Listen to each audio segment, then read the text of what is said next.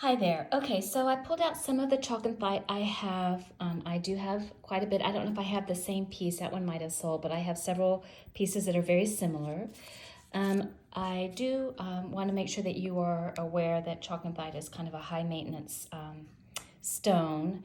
You do have to keep it in a UV protected case, like a sports memorabilia case, and it does need some attention every couple of weeks as far as moisture and humidity control. And I'll show you that in a minute. But first I'll just show you these pieces I have. This is probably the nicest one, but it is quite big and it's also quite expensive. So I don't know if that's something you're looking for, but I'll just show it to you here. And then the underneath is the matrix, and you can see some of the copper in there as well.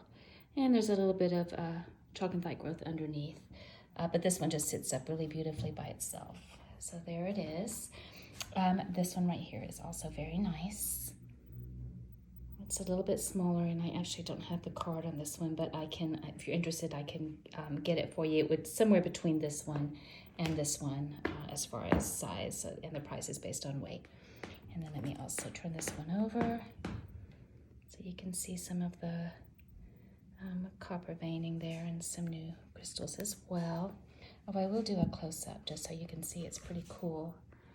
You really get in there, you can see a lot of smaller crystal growth on the matrix. And I've had this, I purchased a huge lot about a year ago, and I'm seeing a lot of new growth, which is pretty cool.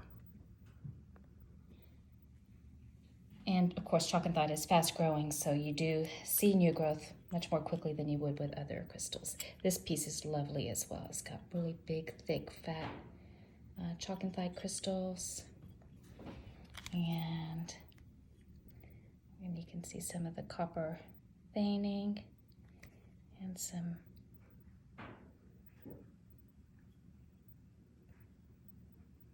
crystal growth there as well.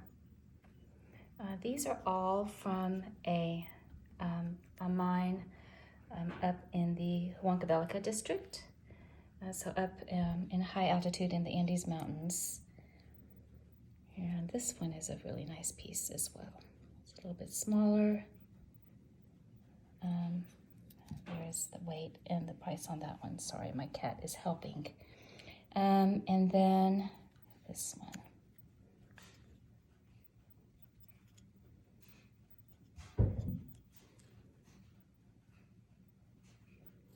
This one's got some big pieces underneath, and you can definitely see a lot of the copper there in the matrix.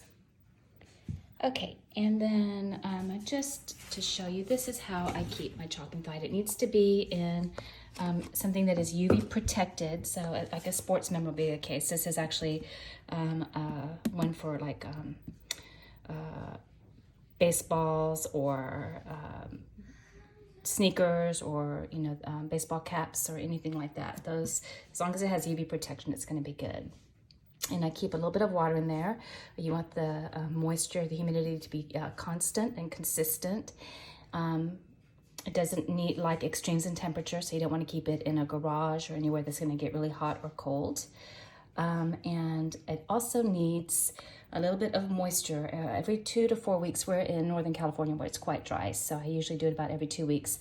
I do a little misting of superfine, the superfine misting, so not big droplets, but just almost just like humidity in the case with just distilled water, and that helps to keep them beautiful. And if you do get some discoloration or sometimes they'll get like a white film on the outside if the temperature has not been consistent, then you can gently wipe them with a cloth that is damp with distilled water, and that works quite well to clean them up. But I find that this works really well.